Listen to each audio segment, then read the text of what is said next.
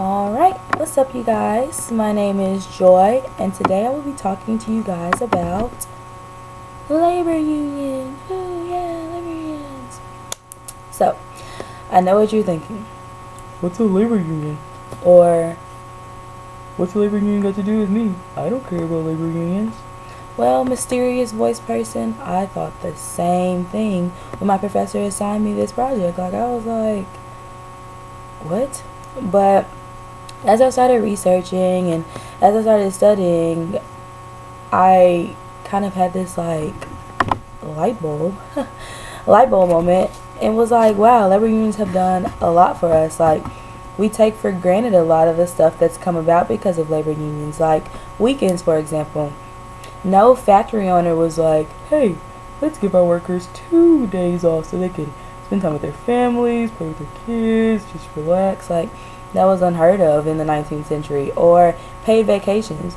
Like, no one ever thought that we would ever be able to go on a vacation and be paid for it, or take days off and they actually like pay us for it. Like, it's crazy.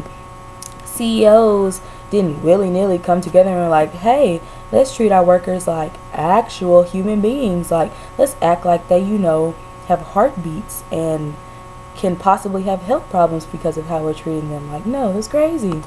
And people literally died for the stuff that we take for granted. Like, labor union strikes, all the things that happened, all the people that were killed. Like, they died so we can have lunch breaks. They died so that we can have weekends and paid vacations. So this assignment really just opened my eyes to the fact that this has happened.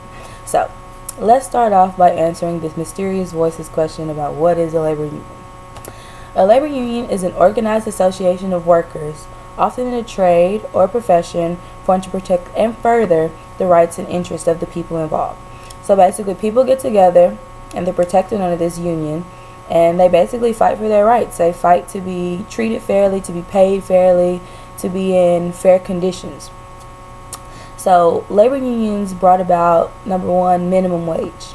Now, I know people I complain that minimum wage isn't high enough. Like, people nowadays can't live off of $7.25 an hour, but in the 19th century, people were having to live off of 5 cents a day, 7 cents a day. Like, it's crazy. And now we have a price floor in which that we have to get paid. Like, no matter what, we have to get $7.25. And although minimum wage could be higher, we have to be grateful for the fact that we have it. People didn't have it back then in the 19th century, and it's just crazy that that wasn't happening. So thank a labor union for that. Also, labor unions created the 8-hour work day and the 40-hour work week. People back during the Industrial Revolution were working for 15, 17 hours a day in factories, whereas now you can't work more than 8 hours a day normally unless you're getting paid overtime, and you can't work more than 40 hours a week unless it's overtime.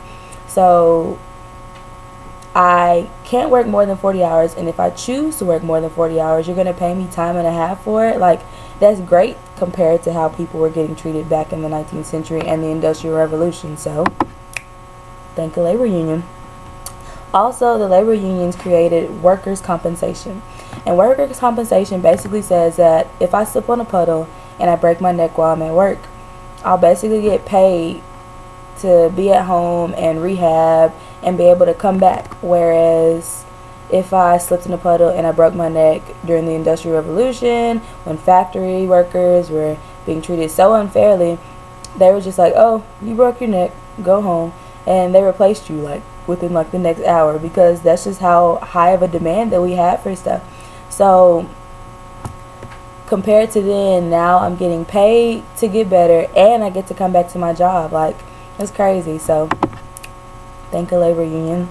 Also, labor unions created laws ending sweatshops in the United States. Sweatshops were these disgusting places in which there was no ventilation, no air, no windows. Like, it was almost impossible to figure out how people were really working in these places for 15 to 17 hours a day. Like, for no reason should I not be able to look across the room and see somebody else on another machine because of all the debris that's in the air. Or for no reason should I be catching weird diseases and stuff because of all the dust and the mold that's in the air, because it's not well ventilated in the factory. Like I said earlier, these people weren't even getting treated like they were human beings. Like, it was completely ridiculous that this was happening. And also, the labor unions created the Equal Pay Act of 1963. And this basically was a federal law that amended the Fair Labor Standards Act. And the Equal Pay Act basically aimed to abolish wage disparities. So it basically aimed to get rid of the fact that men and women weren't being paid the same thing. Like, now men and women were working the same exact jobs, doing the same exact things, but not getting paid the same exact money. Like, A and B aren't making C. That's not making sense. So other people thought this way, and on June 10th, 1963, they had John F. Kennedy sign the Fair Labor Standard Act into power, or into fruition, something like that. So yeah, thank you, labor union. So like I said, I mean, we may take for granted the fact that we have to have a lunch break after we work 6 hours, or child labor laws, like children under like 15, 14 can't work in the United States. But people die for this. Like, literally die for this. Like, it's crazy. So next time you think, when you're eating your lunch at work or you're on the beach and you're getting paid for it, thank a labor union. Like, I know it sounds kind of corny, and this little flashing thumb is corny too, but literally thank them. Like, without them, we wouldn't be nearly where we are today. So thank you guys, and I'm out.